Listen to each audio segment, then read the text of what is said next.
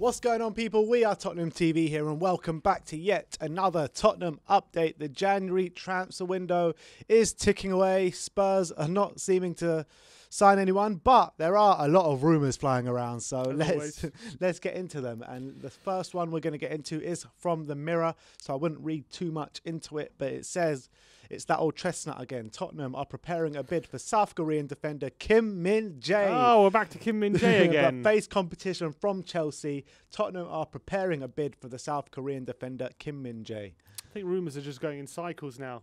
Dybala will come back soon. I'm looking forward to that one. Yeah, we're just waiting for Leandro Damião to come back. Yeah, exactly. He's still on getting his medical, I think. I suppose. Yeah, look.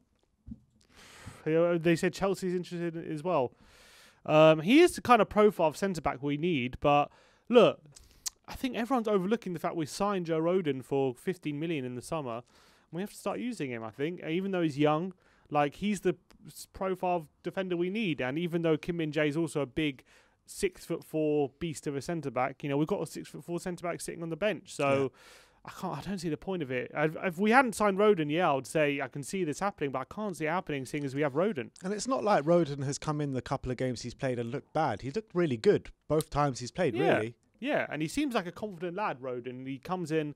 I know he had a few shaky moments against Chelsea, but he starts for Wales, doesn't he? He seems confident for Wales, and I want to see him get more involved in the team. I think he's been underused. I think seeing as we have big problems in terms of in the air at the back, he's the easiest option for solutions. There's no point going ahead and signing another centre-back when we haven't used the one that was already at the club. Yeah, I agree. Look, let's move on.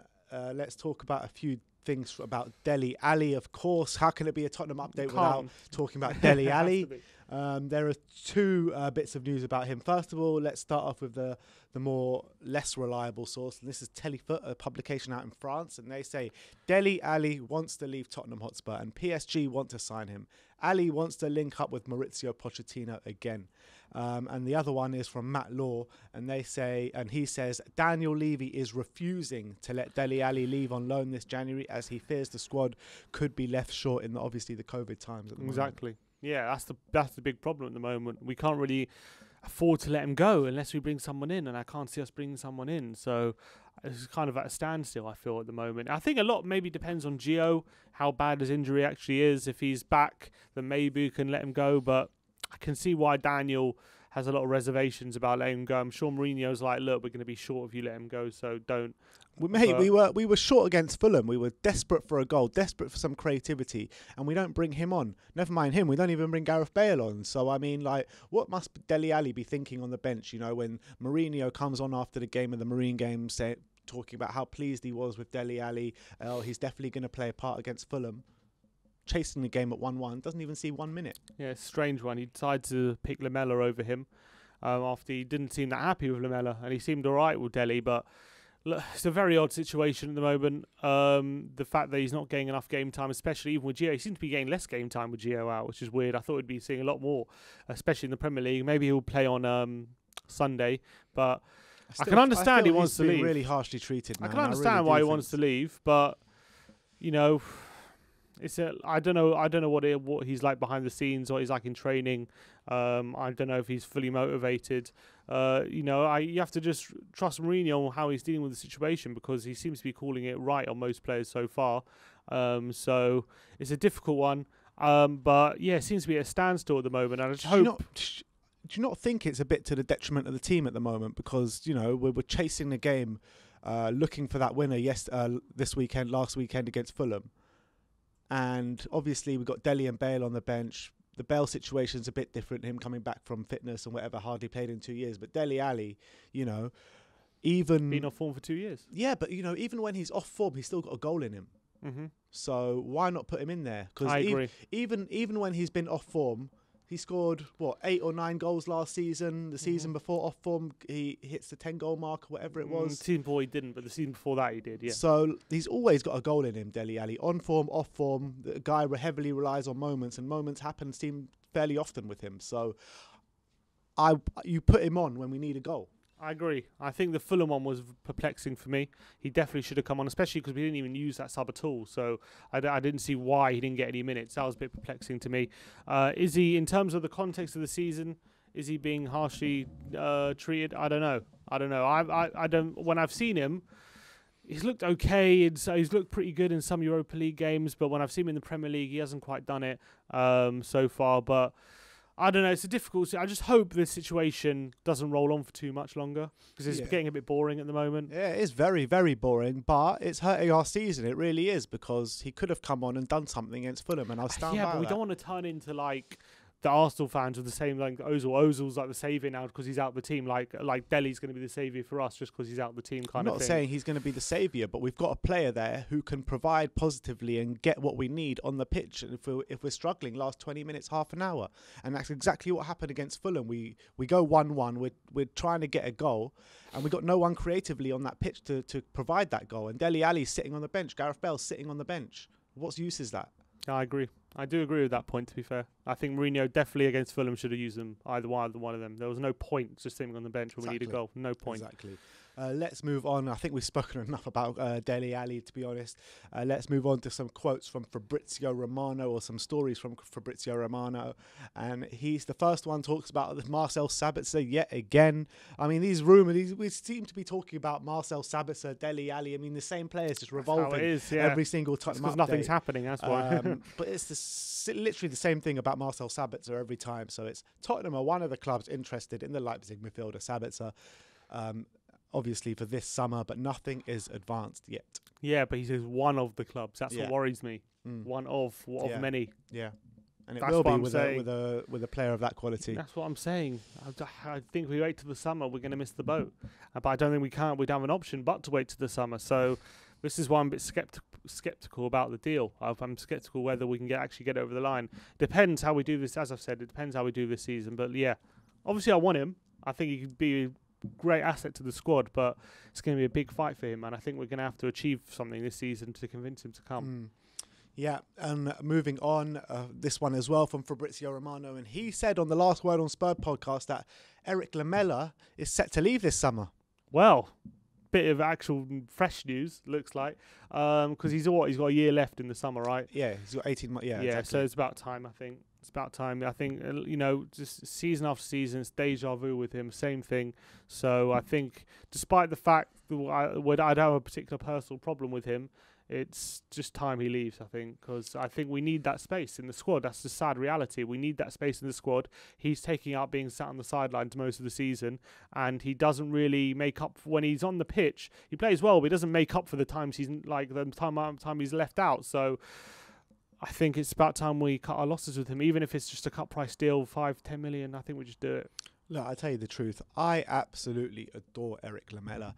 I think the absolute passion he gives to Tottenham Hotspur, the passion he shows on the pitch, the pure shithousery we've seen in the past in Arsenal games, in Man United game this season, in Chelsea games. You know what I mean? I mean, the pure passion he shows for the club, I think, it's hard to find that with a player coming from abroad and what have you. But on the flip side, we don't see him on the pitch enough. That's just the facts of the matter. We don't see him on the pitch enough.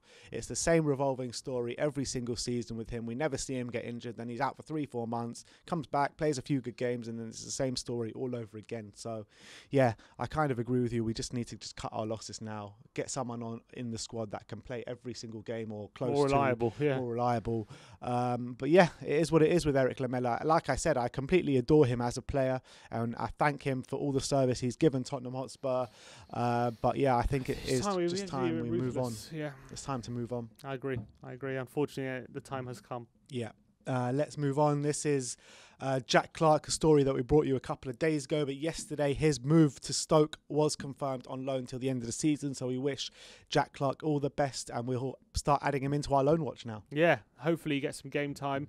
He did both loan spells last year, didn't do too well for him, so I'm hoping he can have different fortunes at Stoke.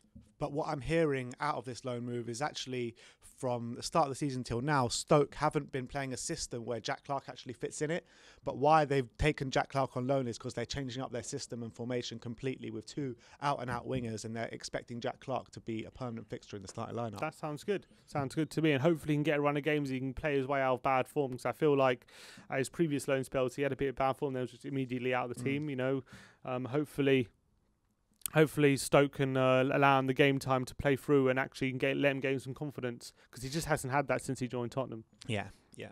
All right, let's move on to the last couple bits. This one is from Marcus Rashford, actually, talking about Jose and talking about how Jose helped him getting penalties. And the quote is, "I remember when Jose was manager, there were 5 or 6 times where I should have had a penalty and he ended up saying to me, if you are not savvy about the way you do it, then you won't get it." Well, there you go. So it's all Mourinho's fault that Man United get all these penalties. Cheers, Jose. No, but he's absolutely right. I see a lot of times where players stay on their feet when they've been fouled, and they don't get the decision. They don't get the penalty. You have to make sure that when you have been fouled, you let the referee know about it, kind of thing. That's why a lot of the times people say it's a dive when it's actually, even though he's gone down easy, but sometimes you have to go down, otherwise you don't get the decision, because the referees, if you stay on your feet, won't give it to you. So I think Mourinho is 100% right, and hopefully we can be the beneficiaries of it, and not Man United. But at the moment, Rashford seems to learn a trick or two from Jose. Yeah, and seems to have done him well. Seems to be Penandes is kind of reaping the benefits of it all. Yeah, unfortunately not us. But I think Jose is underrated in how some of the work he did with Rashford, and he gets criticised a lot for underplaying him or whatnot. He did play him quite a bit, and clearly he's learned quite a bit from Jose. Yeah. Let's move on to the last bit, and this is from ESPN, and this is an interesting one, and it says, the Spurs players have been impressed with Gareth Bale in training and surprised that he hasn't been playing more, and they expect him to feature more in the second half of the season. So hopefully that kind of bodes well for us. And I think the Times are also saying something very similar to that effect, but they also said that a second loan deal right now isn't being considered, but we're going to see how it goes in the second half of the season. I think it's just one of those. You just got to be. We have to be a bit patient, I guess. I know it's like how been patient already. I know it's half the season, but we all knew it was gonna take time, and it was gonna it was just gonna be one of those things. We might never see it, but I'm willing to just give Bale the time. To be honest, that's just my feeling. I enjoy having him in the club. I enjoy seeing him in the Spurs shirt. I enjoy seeing. I'd rather have him than not have him, to be honest, even now. So I know he hasn't been the best since he's come, and it hasn't quite hit the heights that we'd hoped, or had the kind of effect we'd hoped. But I think it's benefited us having him around. It's benefited us rather than being a hindrance, I feel. Yeah. So I'm not one of those where I'm like, oh, bin him off, let's get him off the wage bill, he's rubbish. But I'm just like, all right, he's not doing that great, but I'm willing to give him a bit more time. We know how much quality he has, so if we can get this right system around him, or get him in the right position, or find a way of getting the best out of him right now, from what he's got to offer, I'm willing to do that. Yeah, I mean, I don't know about you, but every time I see him on the bench, every time I see him warming up on the sidelines, every time I see him in the training videos and what have you, I always get so excited seeing like Gareth Bale is back at Tottenham, but then you see him on the pitch. Yeah, I know. It's like, and then it's just like a bit like Gareth Bale's back at Tottenham. but you know what? I'm the same feeling as you. Like, I'm willing to give him as much time as he needs. I'll give him to the end of the season, and we'll see where we assess it then. I'm not going to start making early assessments now on it. I know it's not panned out, but I'm willing to be patient. All right, so there you have it. That is the Tottenham update for today. Let me know in the comment section below what you thought about any of the stories we brought you today. Like, subscribe, and comment. And as always, come on, you Spurs.